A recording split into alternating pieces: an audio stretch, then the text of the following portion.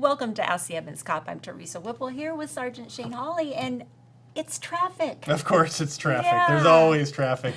For those of you who've never watched this show, in case that could ever be possible, traffic is a topic that Sergeant Hawley has gotten a little tired of from time to time because we have a lot of traffic Oh, questions. I'm not tired of your questions. Oh, all right. No, of course not. Okay. It's just I know. 60% of the questions are Our traffic. traffic. Well, of course, most of us drive, and it Yep. keeps coming up. So, this is the question. Okay. One that we actually, amazingly, have never been asked before, as far as I can remember.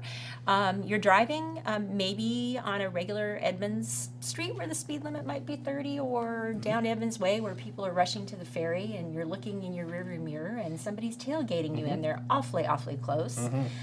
And that's irritating and also dangerous, right? Yep. So what is the best strategy for dealing with someone who's driving that close? Are you supposed to tap your brakes? What is the best method? Is that what you'd like to do? No, I certainly would never do any, well, anyway, moving on. Yes. And yeah. I thought this was a transparent show. Do not dynamite your brakes. Okay.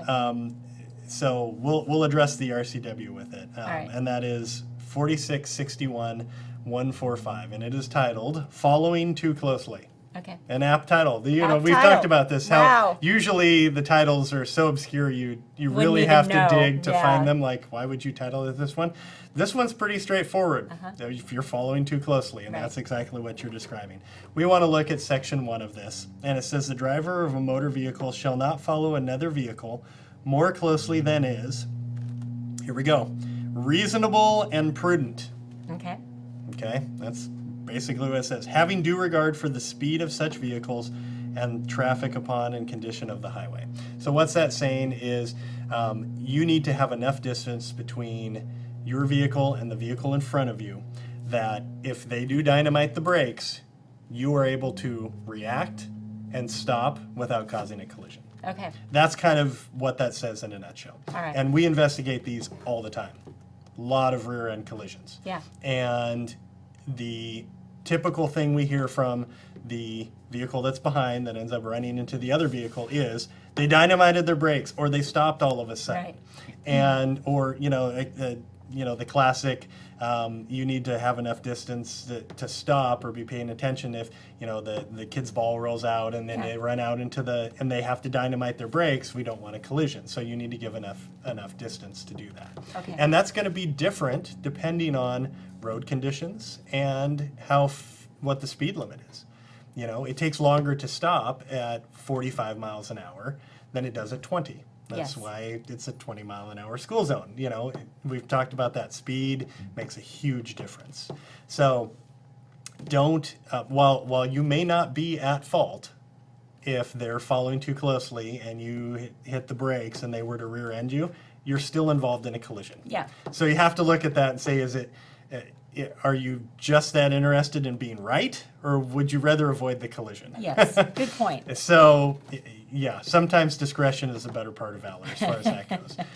So don't take the bait. Maintain your speed, okay? And when they get a chance to go around, if they're going to zoom around you or whatever, that's on them.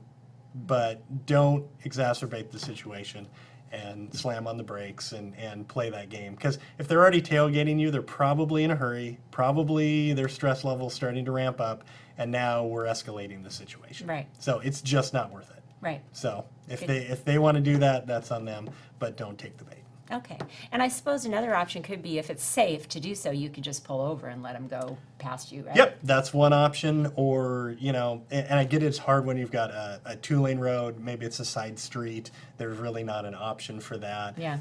But typically, you end up at some other road where they can then go around and just let them go around. Right. So same thing on I-5 or the highway or whatever.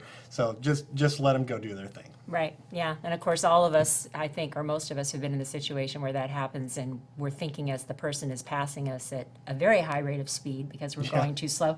And we're thinking, where is the police officer? Yeah, you're probably thinking that. Because because that We're guy around. deserves a ticket. Yeah, I know. It's a classic. Where are you when I needed you? So can't be everywhere at all times. I know. But Sometimes it does work out though. Every once in a while, fate does intervene, and there happens to be yep. somebody on the side of the road that catches, but not as often as I think those of us would like. Anyway, thank you for that information. No That's problem. good. You Okay. bet. We'll be back soon with the episode of Ask the Edmonds Cop.